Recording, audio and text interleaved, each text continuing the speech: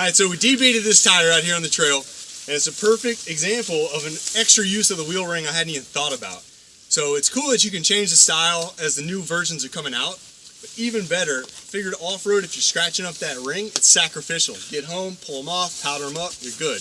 I did not think about this. In the instance of a debeaded tire, using the ring as a high lift point. So rather than going off the body and the suspension unloading and dealing with all that, just hook the old Widowmaker right to the ring, lift what needs to be done, reset the bead, and off you go.